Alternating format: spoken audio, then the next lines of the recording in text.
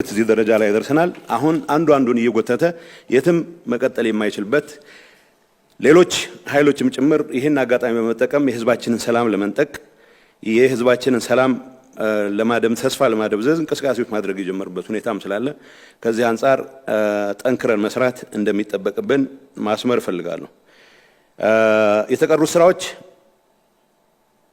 ከፌደራል መንግስት ጋር ከሌላው የዓለም አቀፍ ህብረተሰብ ጋር በቁርኝት እየተናበበን መስራት የሚጠይቁ ከምንም ነገር በላይ ግን ለሰላም ትልቅ ዋጋ ሰጥተን ወደ ኋላ የማንመለስበት ሁኔታ ለመፍጠር የሚያስችለን ነገር የሚያግዙ መሆን እንዳለባቸው ሊሰመርበት ይገባል። በአሁኑ ሰዓት በትግራይ ህዝብ ዘንድ ያለው የሰላም ፍላጎት የለውጥ ፍላጎት በምንም መልኩ መቀልበስ አይቻልም። ይሄንን ግምት ውስጥ አስገብተን የቀሩትን አሳይመንቶቻችንን የምንሰራበት ሁኔታ መፍጠር አለብን የሚል መልእክት ማስተላለፍ ፈልጋለሁ። ከሰልፎችና ከስብሰባዎች ይልቅ ስራዎች ላይ ትኩረት ማድረግ የህዝባችንን ችግር የህዝባችንን ስቃይ የምናሳጥርበት ሁኔታ እንደምንመርጥ ያለኝን እምነት መግለጽ ፈልጋለሁ። በዚህ አጋጣሚ እነዚህን ስራዎች ለመስራት የህዝቡን የለውጥ የሰላም ፍላጎት ተጠናክሮ እንዲቀጥል ለማድረግ የተጀመረ እንቅስቃሴ ውስጥ በቅን ልቦና በሁሉም አቅማችን የምንረባረብ መሆኑን እኔም በግሌ አቅሜ የፈቀደውን ሁሉ የምሰራ መሆኑን በዚህ አጋጣሚ ማረጋገጥ ፈልጋለሁ። አመሰግናለሁ።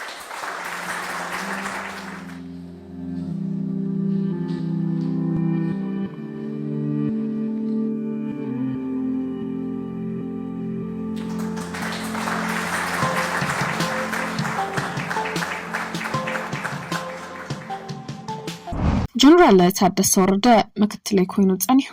كم حدا أقدس حلفنا تزنبر السبدما كابت أنا زدقفكو خلعال تثبيت جبر انتخنا جن نسمع رمعريوا ببز حاجات أمتات دما لعل خلاتنا زيادة حتى تنايتود كثنيرو حدا خبت زقات مبدوتات دما حما أقات أمخوينو من البات نايتل قام زي بلو نايسلطان رفان زلو صاب حز سلطان تقطات إروز أنحاول جبحوحات كخونيو كم أونا بزقوان زي أنت أرنز فنجال خنك أساس عامل لوديو يبلون كرايو ناتي الرأي جن أبز حلفك لتعمتات بزحتم مكرلو انتخنا أكل نايت زحلف ودقت سلازقنا دما دقاقي مكحسبلون كمهارلون اللو كحسبلون اللو جنرال تادسا مكتل بريزيدنت يونيرو كم أون تستوها بحلفنت دما سرحو كفت سماي كالن نتادسا نبين وايكون كنزو أسازلخو بزحب ولا حنتي زي مقباري انت اسم إلاي ويدما متكاون ناتي ودقتيو سلازي حزون كم يزبل زلخو وخل مرتو علني مكتلي سلاز نبرا قدات تاتتان هاتو حلفنتيو نايبركة زبلو خبابيتات حلفنت دما نيرغو بناتي الرأيا بودقات استملأيو ناتو ودقاتو جن ناتي ودقاتو ونيو زبل جيتاتشو ردا أب مشام جنرال تادس وردات أميتو عبيت نتبتات العيلو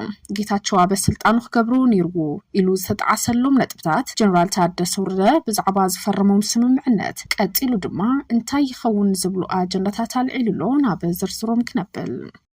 ጌታቸው ረዳ በዘበን ስልጣኑ አዲሙ ገብሮ ዝግባ ነገር በመንባሩ ዘይገብሩ ነገር ሲዒቡ ዘጣዓሶ ነገር አለው ከመምምላስ ተመዛበልት ዘአመሰሉ አዲሙ ገብሮም ዝኽእል ዝነበረ ዘይገብሮም ነገራት በመህላው ይጣዓስ ከመዝነቱ ተሰናበተ ጌታቸው ረዳ በኦናው ጉዳያት ምሕዳሩ ዘጋጥሞ መሐልኻታት አመልክቱ ምስ ጋዜጠኛ ቢቢሲ ፎከስ ኦን አፍሪካ ዝገብሮ ቃለ መሕተት ዓበይት ነጥብታት ይልዒሉ ጌታቸው ካብ ሓደ ክፋል ሕወሓት ብዛዕባ ዝገጥሞ ዝነበረ አንቅፋት ብዛዕባ ሓድሽ ፕሬዝደንት ኮይኑ ዝተሾመ ጀነራል ታደሰ ወረደ ብዙሕ زاربون دس بلاي كونن جنرال تادس ورده مكتل بريزيدنت يكون يتصنيحو كم حدا قداس حلفنا تزنبر وسب كابت انا زي قدفكو كل على تثبيت يكبر انتخنا كن نص معريو ابو زحات قاد امتات لعلو خلاتنا زيادات حتى تناود كاتينيرو حدا خبت زقات امو بدوهوتات دما حما اقات امو خوينو من البات نايت القوام زي بلو ناي سلطان هرفان زلو حساب حز سلطان تقوصاطيرو زصنحو دب حوحات كخونيو كمو نابز اوان زي انصار زفنጫል خنقساقس عقمل لود يبلون كرا بناتي الرايا كن ابز حلفك لتعمت بوزح تمكرو زلو بمخانو انتخونه كن اكل نايت زحلفو دقت سلازخونه دغاغيمو كحسبلون كمهرلون لو كبري زمعدو انا بريزيدنت كشيم انت زحتات وي دما حدا كاب سلطانو سنابت بريزيدنت نزتكو بريزيدنت كشيم قبلا يمسلن رغصناتي تكايو انتو حدا جن ابتمس قدام ሚኒስተር ዝገበርናዮ ዘረብ ምናልባት ካመብዛሕቶም ኩሎም ነዚ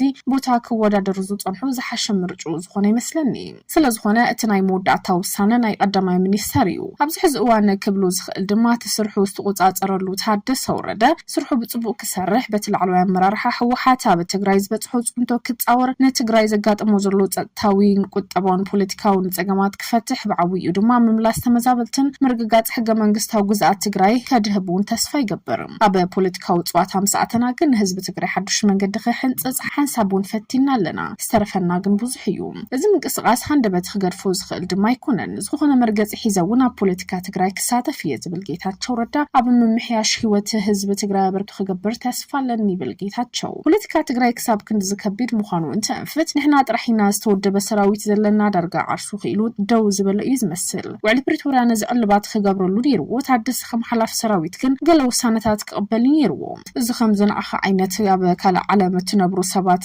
ምርዳእ ከቢድ እዩ ውሳነታት ፕሬዚዳንት ብዕቱብ ዝወስደውን ኣይነበረን እዚ ናይ ዝኾነ ኣካል ፀገም ብምዃኑ ብሓቂ ገለ ውሳነታተይ ኣብ ግብሪ እንተዝውዕል ነይሩ ማዕረትን ዓወታትን ውድቀታት እውን ተሓተት ምዃና ኣብ ጉዳይና ግን ፖለቲካ ዝያዳ ዝኸበደ ዝገብሩ ነገር ዘሎ ብምዃኑ እቲ ኣብ ስልጣን ዘይነበረ ውድብ ምስ ሰራዊት ዝተኣሳሰረ እዩ በቴክኒካዊ መዳይ ኣብ ትሕቲ መንግስቲ ክኸውን ዝነበሩ ሰራዊት ቁሩብ ዝተሓላለኸ እዩ ንምርድኡ እውን ኣፀጋሚ ገብሮ ኣብ ዝቕነ ካብ ሓላፍነቱ ዝተሰናበተ ፕሬዚደንት ግዜያዊ ምሕዳር ትግራይ ዝነበረ ጌታቸው ረዳን ጀነራል ታደሰ ወረደ ዘረከበ እንትኸውን ኣብ እዋናዊ ጉዳያት ብምሕዳሩ ዝገጠሙ ማሕልኻ ብዙሕ እኳ ዝኾነ ጌታቸው ምስራሕ ዝኸልኡ ኣካላት ከመይ ገይሮም ታደሰ ከስርሕዎ ይኽእሉ ዝብል ግን ምርኣይ ዝደሊ እዩ ጌታቸው ሓደ ካብቲ ዘጋጠመ ቡድቦታት ድማ ሕማቕ ኣጋጣሚ ኮይኑ ምናልባት ናይ ትልጓም ዘይብሉ ናይ ስልጣን ህርፋን ዘለዎ ክሳብ ሕዚ ስልጣን ተቆጻጺሩ ዝጸንሐ ውድብ ሕወሓት ክኸውን ከምኡውን ኣብዚ ሕዋን እዚ ድማ ኣንጻር ፍንጫል ክንቀሳቐስ ዓቕሚ ኣለዎ ድየብሉን ዝብል ምርኣይ የድሊ ብናተይ ኣረኣያ ግን ኣብ ዝሓለፈ 2 ዓመታት ብዙሕ ተመኩሮ ኣለዎ ዝብል ጌታቸው ኣካል ናይቲ ዝሓለፈ ውድቀት ስለ ዝኾነ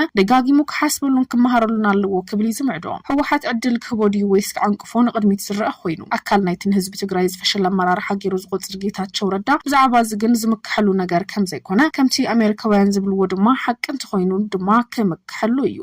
እዚ ምናልባት እቲ ስልጣን ጥራሕ ትኹረት ዝገብረ ውድብ ክጻወር ዝከኣለኒ ኩሉ እውን ፈቲና እየ ከምኡውን ነቲ ዘሎ ኩነታት ንምፍታሕ ኣዝዩ ንቑሕን ዝተወደበ ምንቅስቓስ ንምውዳብ ሓጊዘ ይመስለኒ ብምቕጻል እውን እዚ ውሕስ መሲሉ እዩ ዝስምዐኒ ስመይ ክትቀሰሉ ዝኽእል እዚ ጥራሕ እዩ ንህዝቢ ትግራይ ሓድሽ መንገዲ ክሕንጽጽ ሓንሳብ ፈቲና ኣለና ዝተረፈና ግን ብዙሕ እዩ እዚ ምንቅስቓስ ሃንደበት ክገድፎ ዝኽእል ድማ ኣይኮነን ይብል ጌታቸው ዝኾነ መርገጽ ሒዛ ፖለቲካ ትግራይ ክሳተፍ እየ ዝብል መርገጽ ዝሓዛ ጌታቸው ረዳ ኣብ መምሕያሻት ህይወት ህዝብ ትግራይ አበርክቶ ክገብር ከም ዝኽእል እውን አንፊቱ ዘሎ እዚህ ደረጃ ላይ ደርሰናል አሁን አንዱን እየጎተተ የትም መቀጠል የማይችልበት ሌሎች ኃይሎችም ጭምር ይሄን አጋጣሚ በመጠቀም የህዝባችንን ሰላም ለመንጠቅ የህዝባችንን ሰላም ለማደም ተስፋ ለማደብዘዝ እንቅስቃሴዎች ማድረግ የጀመሩበት ሁኔታም ስላለ ከዚህ አንፃር ጠንክረን መስራት እንደሚጠበቅብን ማስመር ፈልጋለሁ የተቀሩ ስራዎች ከፌደራል መንግስት ጋር ከሌላው የዓለም አቀፍ ህብረተሰብ ጋር በቁርኝት እየተናበበን መስራት የሚጠይቁ ከምንም ነገር በላይ ግን ለሰላም ትልቅ ዋጋ ሰጥተን ወደ ኋላ የማንመለስበት ሁኔታ ለመፍጠር የሚያስችለን ነገር የሚያግዙ መሆን እንዳለባቸው ሊሰመርበት ይገባል። በአሁኑ ሰዓት በትግራይ ህዝብ ዘንድ ያለው የሰላም ፍላጎት የለውጥ ፍላጎት በምንም መልኩ መቀልበስ አይቻልም። ይሄንን ግምት ውስጥ አስገብተን የቀሩትን አሳይመንቶቻችንን የምንሰራበት ሁኔታ መፍጠር አለብን የሚል መልእክት ማስተላለፍ ፈልጋለሁ። ከሰልፎችና ከስብሰባዎች ይልቅ ስራዎች ላይ ትኩረት ማድረግ የህዝባችንን ችግር የህዝባችንን ስቃይ የምናሳጥርበት ሁኔታ እንደምንመርጥ ያለኝን እምነት መግለጽ ፈልጋለሁ። በዚህ አጋጣሚ እነዚህን ስራዎች ለመስራት የህዝቡን የለውጥ የሰላም ፍላጎት ተጠናክሮ እንዲቀጥል ለማድረግ የተጀመረ እንቅስቃሴ ውስጥ በቅን ልቦና በሁሉም አቅማችን የምንረባረብ ሆነን እኔም በግሌ አቅሜ የፈቀደውን ሁሉ የምሰራ መሆኑን በዚህ አጋጣሚ ማረጋገጥ ፈልጋለሁ። አመሰግናለሁ።